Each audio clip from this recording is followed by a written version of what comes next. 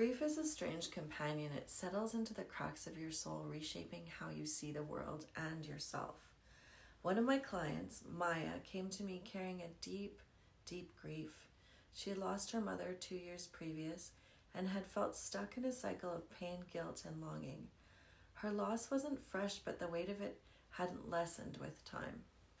Maya came seeking relief, not to forget her mother, but to feel herself again. She wanted to move forward without leaving her love and her memories behind her. Entering the sacred door, in our first session, I invited Maya into a sacred space where she could safely explore the raw edges of her grief. We began with grounding rituals, breathwork, and meditation to help her center herself in the present moment. Maya admitted she often avoided sitting still because the quiet brought her pain right to the surface. Together we worked gently, starting with ancestral work to honor her connection to her mother and the lineage that they shared. Through guided visualization, Maya envisioned her mother not as a source of loss, but as a powerful presence who had shaped her life and her spirit. In another session, I guided Maya through a shamanic journey, a meditative state where she could access her subconscious and connect to spiritual realms.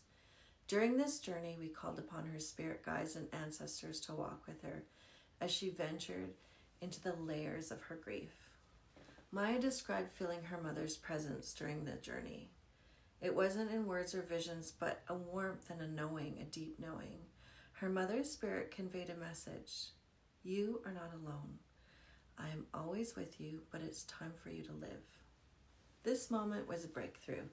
It gave Maya permission to release the guilt that she had been carrying, the feeling that moving forward meant betraying her mother's memory.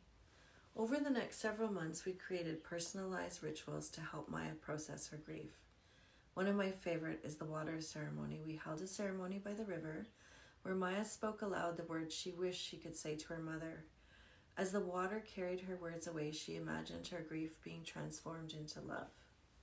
Dream work.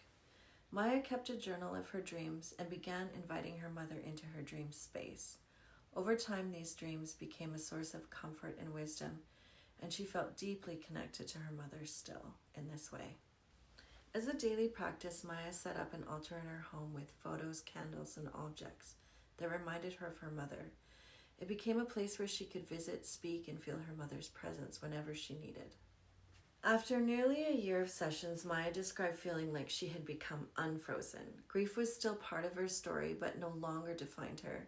She found herself laughing again, creating memories, and even feeling inspired to pursue a dream her mother had always encouraged, writing. Ceremony, ritual, and journeys had taught her that love doesn't end with death. Her mother's spirit remained alive in her, not as a shadow, but as a light guiding her forward. Grief is a journey, and there's no single fix for it. What shamanism offers is a pathway to reconnect the sacred, to honor both the love and the loss, and to find a way forward that feels true to you.